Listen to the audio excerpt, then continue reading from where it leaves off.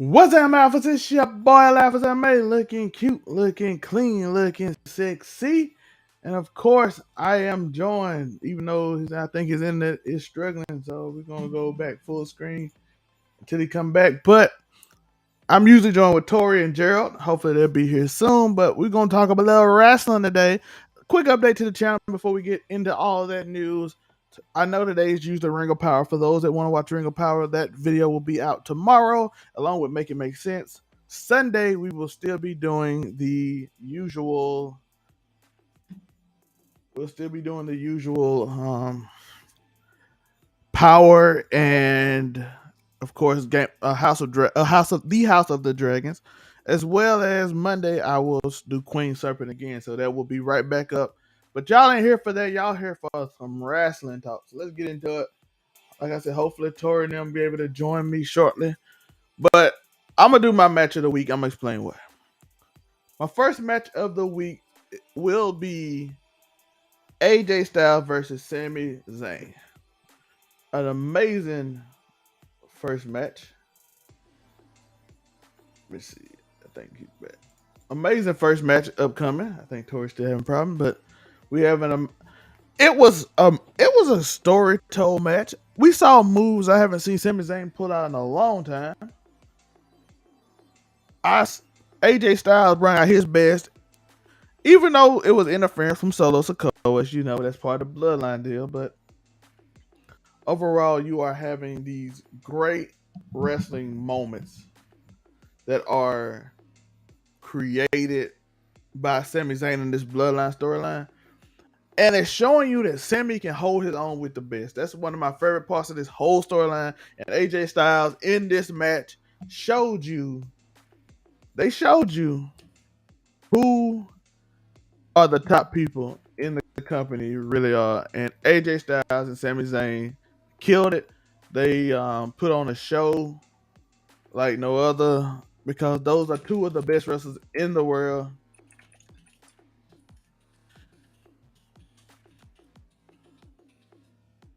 And they two people in the world. I'm just trying to get my group together about the show, so shout out to y'all. But I want to also praise another match. Chris Jericho versus Bandito was a amazing match. It was an amazing match. These two dudes put on a performance, high class show. You saw Bandito's power. You saw why people always praised him, and you saw Chris Jericho trying to prove that he's the best wrestler in the world, which is one thing AEW always does a good job at. Always trying to prove that they are the best wrestler in the world, even though they might not have the best character work or whatever, they gonna consistently put on an amazing wrestling performance no matter what. Even though his gimmick is kind of weird now because Vince is not there, but usually they are down to put on such a performance in the match of the week. And these two performances, AJ Styles and Sami Zayn, and Jericho and Bandito, were two amazing performances. Those are my match of the week. Let me know in the comments right now, or even after the video in those comments, what was your match of the week in the men's. And I think the women's match of the week was easily Bianca Belair and Io Sky. They actually got time. They were able to do their things. They were able to get their moveset in. They had, like I said, I think they had almost 20 minutes. I think they had almost 20 minutes of impactful wrestling and overall storytelling from all the way from, like, the one thing I am going to complain about is why Dakota Kai didn't get this same treatment.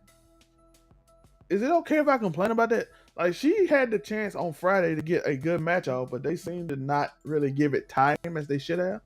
But whereas today,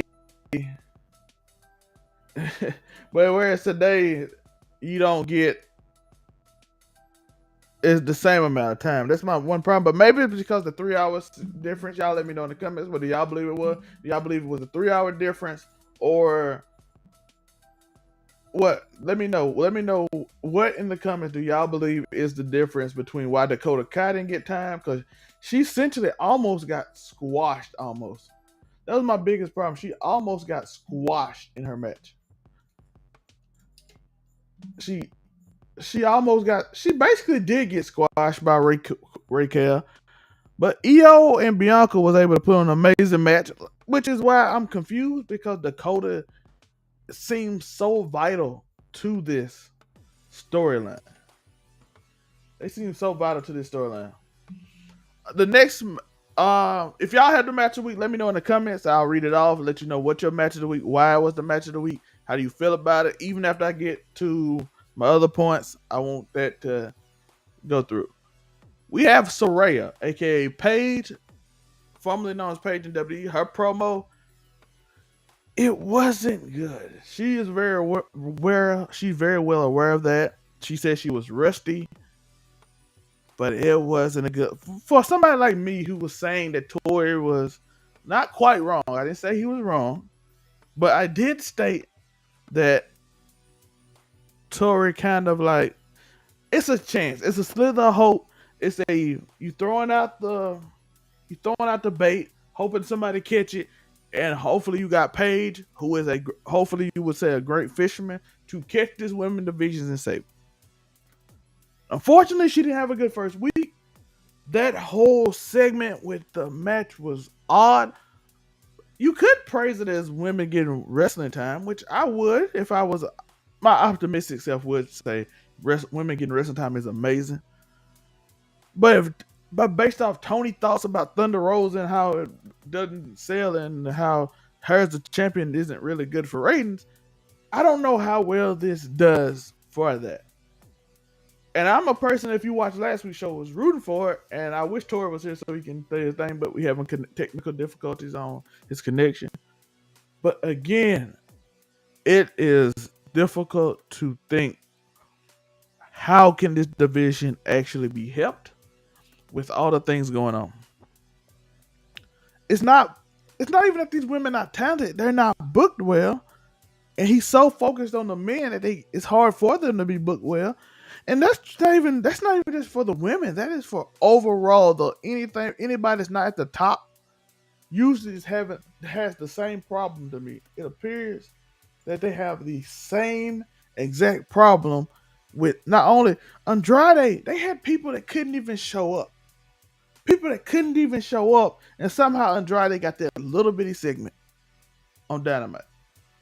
Can somebody make it make sense to me? As my boy Monray would say. Just that small slither of time. That's all he was given. With many people who couldn't show up, prayers to everybody in the storm. But it's a problem. It is a problem with AEW. And if you're not on the top of the card, you're not really booked that well. Even half of the champions, because they got like 18 of them, they're not booked well unless you're at the top. John Moxley, CM Punk, Jericho, Danielson, all those are booked well. The other people quite aren't. There's rumors from Fight for Select that Bray Wyatt is heavily considered by many in the back of WWE to be the White Rabbit, which we all just assumed. But they are expecting him to show up October 8th, which is in a week, right? Yeah, excited about it. And he is expected to show up at Extreme Rules. He's expected to show up at Extreme Rules. I don't have no clue. I want your thoughts. What do you think he's showing up? Is it going to be a group? Is he going to be some new form? Is he going to be like a White Rabbit form? Is he going to be the Fiend again? Is he going to be back to a cult leader? What is he going to be? It's seeming more like the cult leader style, but in a different form.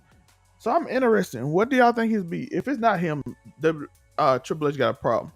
But I think the way they're reacting with, according to all the reports from even not only just Fightful, from Dave and other people and Wrestling Inc., a lot of people seem optimistic about it. And the QR code, they were worried about it, but it working out so well with all the clues and the games and all that people are actually excited. So I seriously doubt that they would have that issue and not be Bray Wyatt. So we all assume it's Bray Wyatt. How do y'all feel? What do y'all think he's coming in as? Does Karrion Kross have something to do with it? Because I remember at 9:30 last week Eastern time, Karrion Kross essentially said this is what we wanted, and he keeps putting out these clues on we, and you think you're smart. This is all playing we, and even like I said, even last week his promos kind of sound like a Brayish promo. But Karen Cross is killing his role, so I wouldn't even be mad if he's not part of it. He's just doing his own thing. But I think they could be like mega stars together in a way, especially done right with Triple H and his faction. Oh, another report off that Finn Balor apparently looks like he is going to get a big push. I think he deserves it. Hopefully, he can stay healthy the whole time. I know that sounds negative, but I'm just being honest. That's one of the biggest problems he always had was staying healthy. Great wrestler, and it's not even that he's an unhealthy worker or he's just injury prone. It's just his WWE career, just like Samoa Joe's, was kind of riddled each time he got a push that it just didn't work out because some crazy abstract thing happened. So I hope it works out. Judgment Day has pulled me from a joke gimmick to a this is actually pretty good. So we got that going on. Another thing I do want to talk about is the WWE refs. They seem to have gotten way worse now. Or they was booked too strong on events. I don't know. They're nowhere near as bad as AEW. AEW referees literally look at people, they stare at them as they do bad. Yes, they stare at them as they are doing bad. And it annoys me to no end the fact that you see this person. The fact that you see this person doing said thing and you're not even interacting with it. You're not even like you see it, right? You see it. You see what they're doing and you're not even responding to it. It's maddening to me. It is ultra maddening. I do hate that. But WWE referees seem to let them get away with a lot more. Under Vince, let's be honest, they had 4 DQs a night. Anytime somebody did anything, the ref literally kicked somebody out. They literally DQ. They had no patience at all. Referees were dominant under Vince McMahon. I don't even think people realize referees call 4 DQs a day. If you hit the referee and he woke up, he was DQing you. So to the point where they didn't even let the other referee wake up. They had to have another referee do the count before he woke up. As we just previously saw with Austin Theory. At least Austin Theory brung his ref. The reason why the other ref was there during the championship match. It made sense. But also at the same time, sometimes you run the risk of the referee being, especially the fact that Triple H like distraction finishes, where people actually win clean, whereas Vince liked the DQ.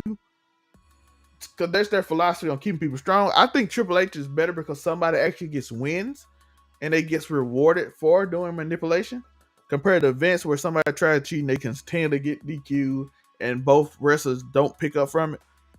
Like when now you see Finn Balor and Damian Priest when they actually get wins. Damian Priest has been losing too, but he actually gets wins too. You see it and you see them actually gain from the wins instead of feeling like them losing because they actually get a smooth 1, 2, 3. That count actually to me helps the product. That 1, 2, 3 helps so much. Let me know your thoughts on that. Do you think the WWE referee, do you like Triple H's style? Do you like AEW style where the referee just completely looks bamboozled and confused? Or do you like Vince style where the referee looks completely smart most of the time and they will DQ or kick you out at the first grievance they have? Let me know what y'all think about that. In other news, we have Sasha Banks. Sasha Banks has changed her name to Mercedes Varnado. Her real name. What does it mean? Does it mean she is done with wrestling? Does it mean she's done with WWE? Or does she have something else? Now, what people fail to realize in this is, I noticed, is that Sasha Banks was changed to her name, Sasha Banks WWE, to a descriptor, Sasha Banks WWE. That was not in her description, though. That was not in her description. Why? Because the day before, I was curious if she still had Sasha Banks in her name because her Instagram changed to Mercedes Varnado. So, like, does her Twitter change? And it didn't. And that Sasha Banks WWE was not in there. So I don't know what that means. Y'all let me know what y'all think. But I think it's that she is pushing for a lighter schedule. Because I feel like she has other ventures outside of WWE. But I feel like she's back, but I feel like it's gonna be on a lesser schedule. Maybe she only do live shows. Because if she do live shows, she do a show every Friday and maybe a Saturday, but she's off Monday through Wednesday. She can still do her own thing. However, she can also stay wrestling every week, right? If I'm not busy from Sunday to Thursday, like Pat McAfee, when he was doing wrestling, would come out Thursday, do his show every day, do his other deals he do, and still be able to do it weekly. But you can still film and do whatever you gotta do. You can just work around your schedule. Listen, I go work for Disney today and do this Disney movie I'm doing. I can work on my music. And then Friday, I leave at a reasonable time, get there a few hours early, boom, wrestle, go back, finish what I was doing Saturday and all that. So I don't know if it means she's done with WWE, but I think she's going with Mercedes Varnado as a catalyst more so. As a, hey, listen, I'm not owned by WWE anymore. I worked my contract where I'm not owned by WWE anymore. I can do my own thing and I can get out of it. You know what I mean? I can do my own thing and get whatever I want out of it. But I will still be Sasha Banks on WWE. I will still be, what's her character name from? The character name from, let's see, let's go to a descriptor right now. Her character from, oh, it's not even, it doesn't even exist right now. So let me go, there you go, let me go to Casca Reeves from The Mandalorian. She can be that, and she can be WWE. She can be WWE Sasha Banks. She remember who she was in the game change, which I think still ultimately leads to the decision of I still can work as myself, but I also can work as Sasha Banks, and I can work as these don't define me anymore. These are just my jobs and the characters I portray. I think that's her new mindset, which is amazing. Shout out to her and all that. Superstar of the month. It's the end of the month, so we do Superstar of the month. I got the man Sami Zayn with an honorable mention from Kevin Owens. Sami Zayn with the Bloodline storyline has been amazing. His wrestling matches this month has been amazing. Clearly, last month was Will Ospreay with Sami a close second. This one leads by Sami, and this one was even better than last month. Sami Zayn is on fire, whether it's wrestling or character work. Him and Roman Reigns together. If you didn't watch that 2019 where Earl had won it, I know Seth Rollins just came up, but two years ago he did one with Roman Reigns, and he said he wants Sami Zayn on his TV, and you can tell they have a natural connection. They have a connection together, acting wise. Even him and Jay.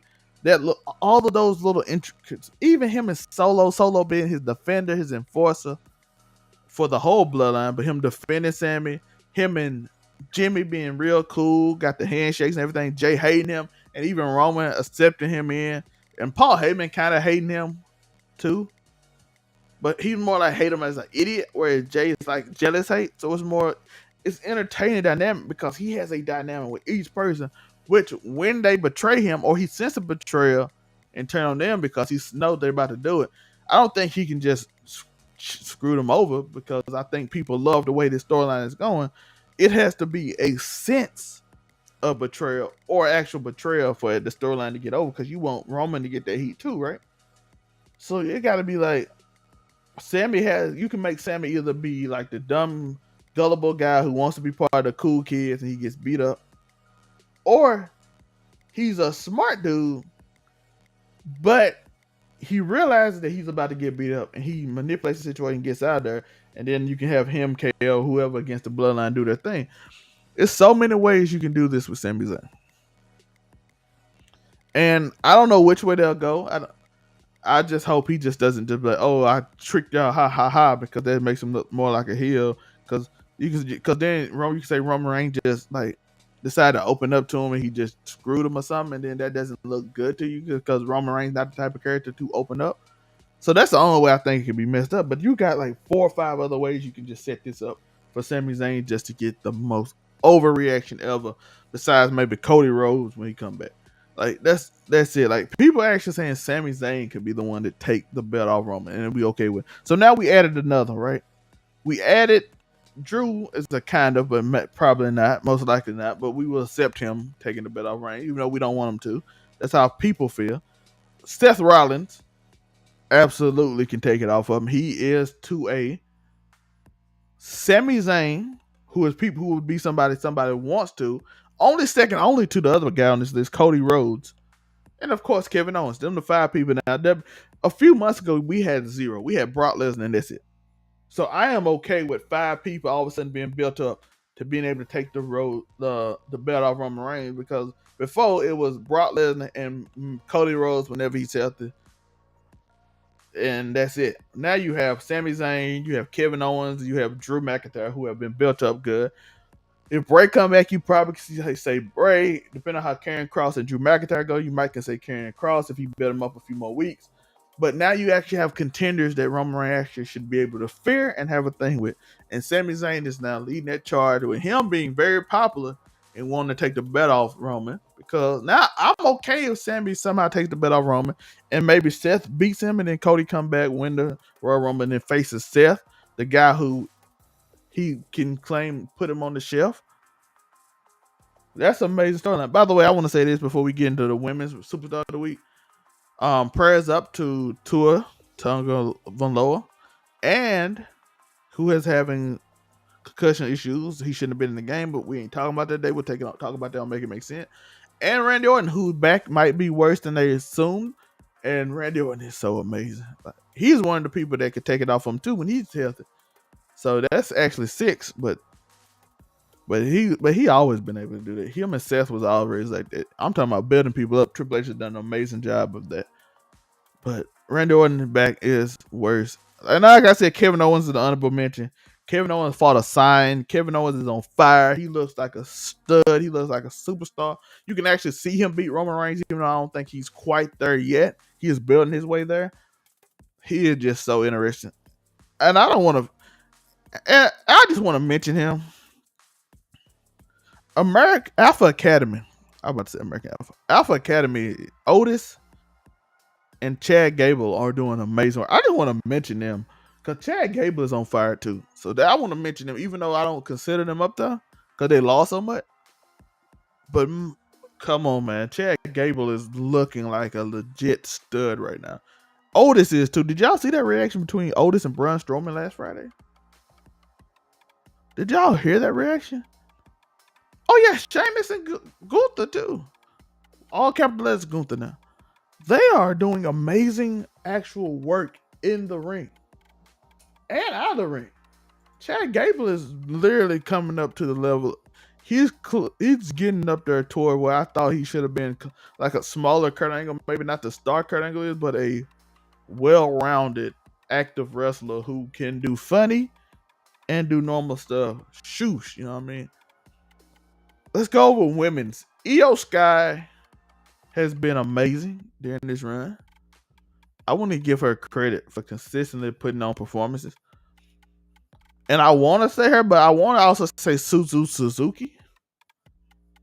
Which, if you saw that finish to her match, is amazing.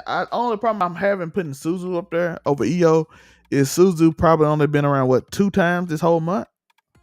If I'm not mistaken. Maybe I missed the show and I didn't catch it. But she's only been around 2 times. But Suzuki is an amazing talent.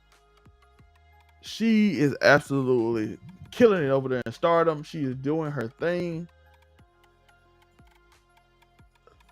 It's amazing. I want to give her credit for that. I'm sorry we're a little late. Watch Friday Night You're There coming. They have a whole group. They're going to talk some wrestling with y'all too.